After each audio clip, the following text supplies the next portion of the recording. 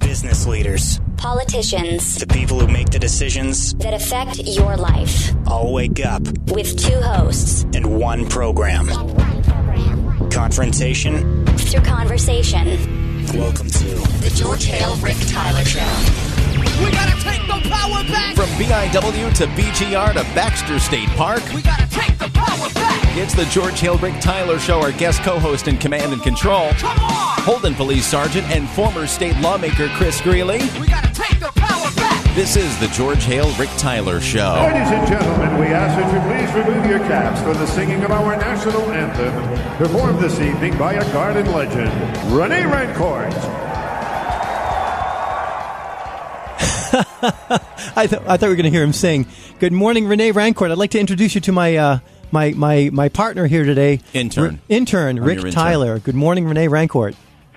When he said, "Here is Rene Rancourt," I should have said, "Good morning, good morning, good morning, good morning to you." Wow! Look at that, huh? There's a reason he's been doing this for over 3 decades. At least. Monsieur Rancourt, how are you today? Fantastic. It's very nice to talk with you guys. Thank you so much for being here. This really, as you know, Rene, I'm filling in on this show. I'm filling in every Friday in March, and thank you so much for being gracious enough to be up this morning. I know that you sang last night. Is that true? Oh, yes. Wonderful to have beaten the Washington Caps, because they hurt us badly the last few days ago. Thank you so much again. Thank you for being here. We appreciate the time. Now, Rick, you don't know Rick Tyler, Rene. He's not perhaps the Boston Bruins fan or even the hockey fan that you and I are. So no, you don't need to know me, but I'm a fan of music. And anyway, how many years have you been singing the national anthem before Boston Bruins games and other Boston athletic events, sir? Well, too many to count. I'm working on my 39th season. That's just with the Bruins. The way that I got that job for the Bruins was I was singing at Fenway Park. That's when I met that famous organist, John Kiley. And, the only man to play for 3 Boston professional teams. And he asked me to sing for the Bruins because he used to play for the Bruins also. So I said, "Where do they play?" He said, that could be Rick Tyler. Yeah.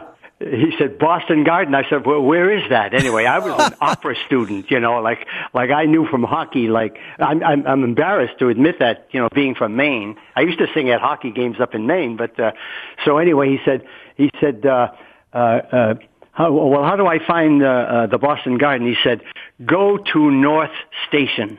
You will find it. Subway stop." Anyway, you had to be there. That's tremendous. I'm familiar with North. My wife is from the Boston area, and so is my mother.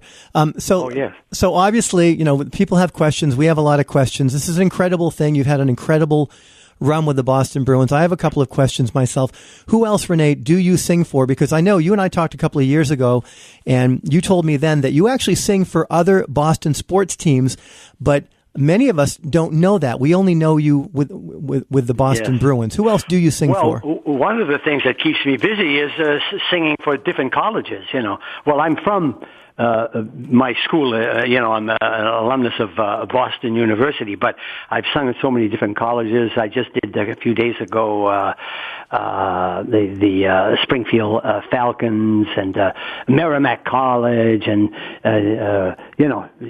Providence College, and so I put a lot of mileage on my car, but it's a lot of fun because college atmosphere, and I even do high schools, and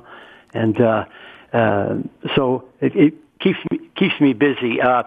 Another thing that I've had to cut back on that a lot. When I've done so many times singing at nursing homes, and I remember nursing facilities, and I remember the first time that I sang at one. I expected, this is great. They're going to be greeting me. They're going to a very, very nice greeting. I'm the Boston Bruins singer. They're going to be, it's going to be very exciting. And I get to the nursing home, and I walk through the front door. Not a soul in sight. That's totally deserted lobby. So now I'm scratching my head. but I see this little old lady sitting by herself in the corner. So I walk up to her and I say, "Excuse me, madam, do you know who I am?" And she said, "No, but if you check at the front desk, I'm sure they can tell you."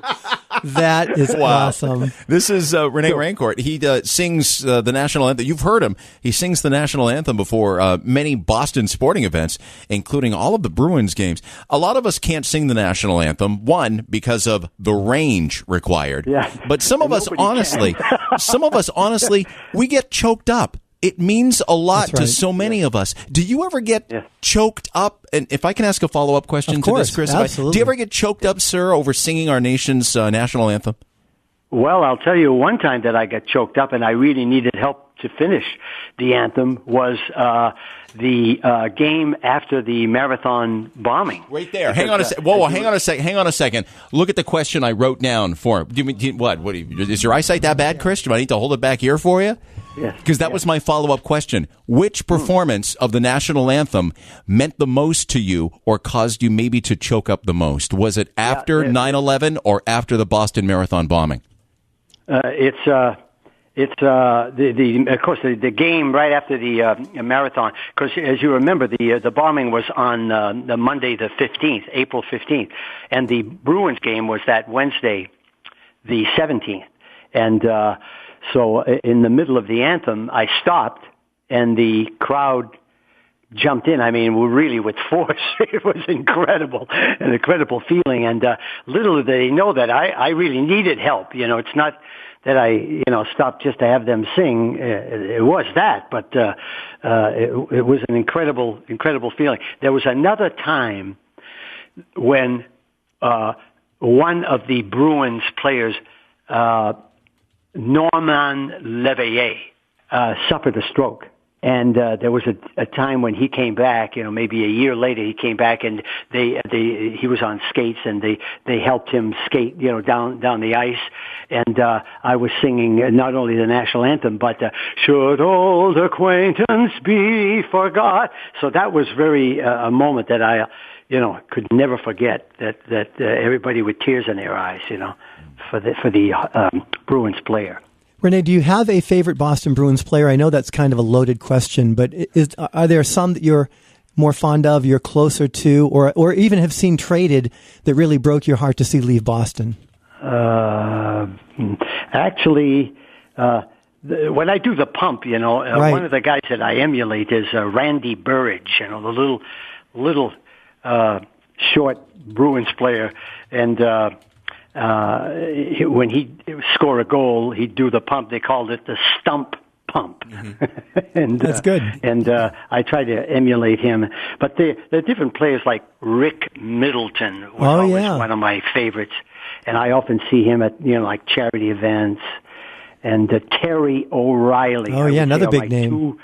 Terry O'Reilly, I'm sure you remember, and he was just honored a few days ago at the Boston Garden where he came back.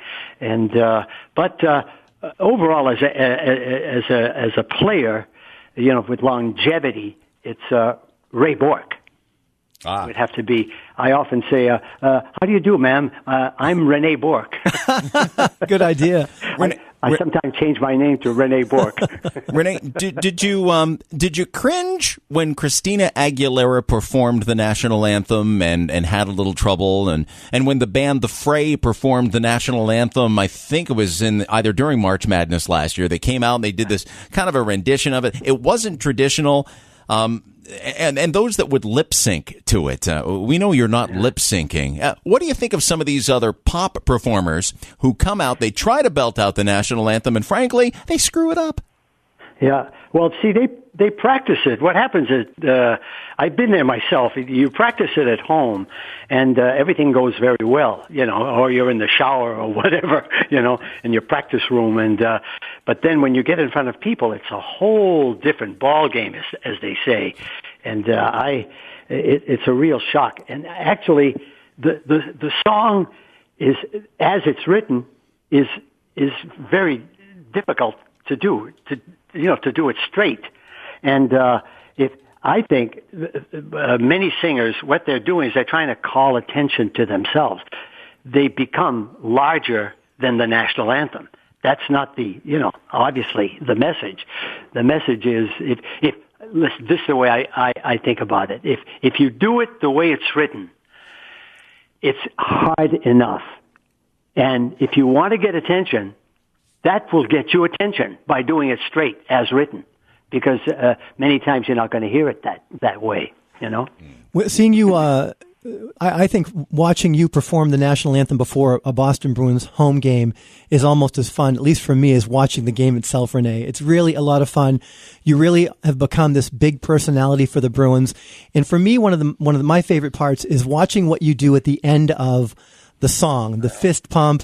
And there's something else I want to ask you about that you stopped doing. You used to look at your Stanley Cup ring, and then you stopped doing that. Why is that? Yeah, the thought there is, I thought that by looking at that ring, it's sort of a kid showing off, It wasn't a good feeling. In other words, if you're moving your fist, and what you're really saying is, we are tough now. We're going to win again. Not this rubbing it into your enemy's face, not looking at the ring. So that's why I stopped doing that.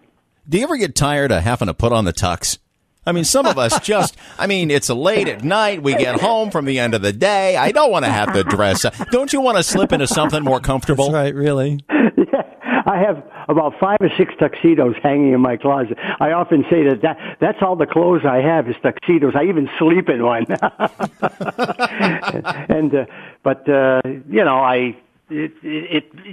It's just second nature. I just reach for the tux and, get in the car and drive to the garden. It's just after all these years, before this conversation is over, I just want to mention that I'm very excited about singing in Portland.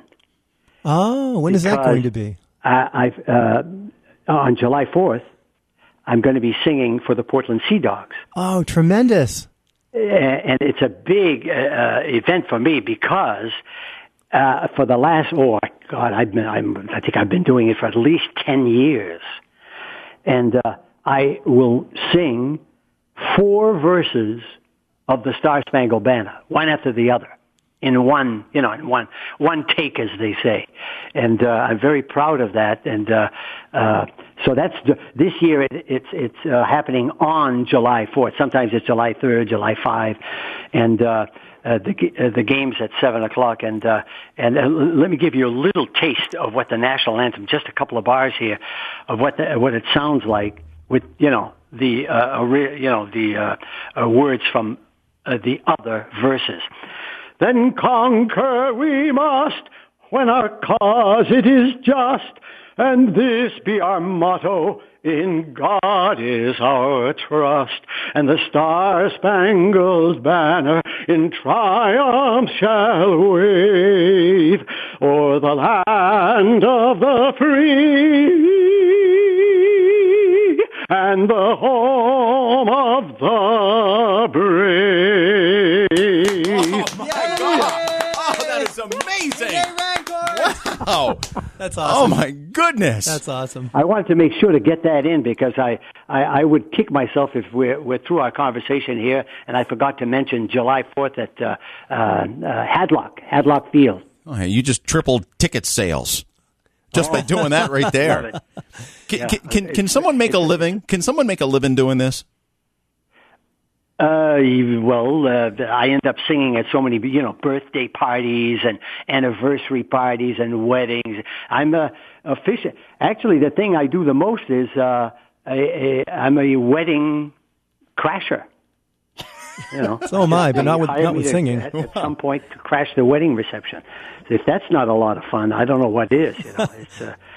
It's great, and high school boys' birthday party, and it's great. Of course, you have to love people. If you don't like people, if you don't like to meet and greet, you're in the wrong field. Mm-hmm. Rene Rancourt from Chris Greeley and Rick Tyler. We thank you so very much. Merci beaucoup for being here today, and for being on the radio. It's been a big pleasure, and we're very grateful. Well, you're very, very nice to say that, and it's a great pleasure talking with you, and best of luck with your endeavors. Merci beaucoup. À bientôt. À bientôt, mon ami.